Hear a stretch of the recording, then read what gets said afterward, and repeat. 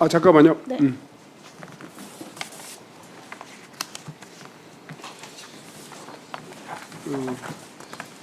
네. 영예인 의원님 질의해 주시기 바랍니다. 네, 고기동 차관님께 질문을 좀 드리겠습니다. 오늘 1분기 경제 성장률이 마이너스 0.2%다라는 충격적인 수치가 이제 보도가 됐는데요. 실제로는 한 50조 원 정도 추경해야 되는 거 아니냐라는 말이 나올 정도로 경제 위기가 굉장히 심각한 상황입니다. 근데 이런 경기 침체기에 사실 꼭 들어갔어야 하는 민생회복 지원금이 이번 추경안에 반영되진 않았고요.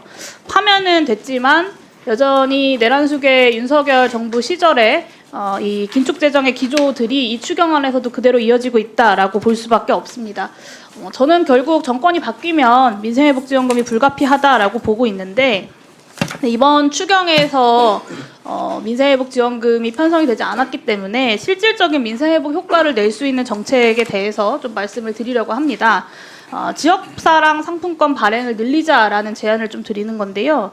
지난해에는 이 발행액 지원에 2,500억 예산을 편성을 했는데 올해는 0원이었고 이번 추경에도 사실 포함이 되어 있지 않습니다. 이 지역경제와 골목경제 그리고 내수경제가 완전히 바닥인 상황인데 이번 추경 편성 시에 행안부 차원에서 기재부에 이 지역사랑 상품권 발행 지원 예산을 요청하신 바 있습니까? 별도로 요청하지는 않았습니다. 네. 요청하지 않으셨어요? 네. 네. 예결 소위에서 지역사랑 상품권 발행 지원 예산 편성 요구가 있을 경우에 행안부에서는 동의하실 겁니까? 어쨌든 이번 추경이 필수 소요를 반영한 것입니다. 아마 그런 취지가 아마 종합적으로 논의될 것 같습니다.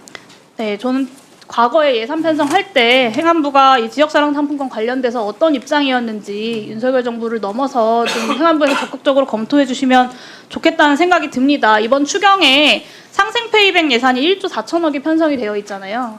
근데 이게 조건이 까다로워서 저는 실제로 집행될 수 있는 예산인지가 좀 불투명하다고 봅니다. 연매출 30억 이하의 소형 사업자를 대상으로 사용한 카드 소비 증가액의 20%를 최대 30만 원까지 온누리 상품권으로 환급하겠다는 건데 굉장히 조건이 좀 까다롭죠. 그리고 이런 경기 침체 상황에 카드 소비 증가액이 얼마나 나올지도 사실 알 수 없는 상황이고 그래서 저는 이 1.4조 원 중에 사실 상당한 부분이 불용 예산 처리될 수밖에 없을 것이다라고 전망을 합니다. 그래서 추경 총액에서 증액하는 예산은 다른 민생 지원 예산으로 사용을 하고 상생 페이백 예산에서 1조 원 정도는 지역사랑 상품권 발행 예산으로 돌리는 것이 어떤가라는 제안을 좀 드리고 행안부에서도 적극적으로 검토를 해주시면 좋겠습니다. 이게 1조 원이면 사실은 이게 발행의 일부를 지원하는 것이기 때문에 훨씬 더 큰 민생 회복에 효과가 날 수 있다는 것은 행안부에서도 이미 알고 계실 거라고 생각하고요.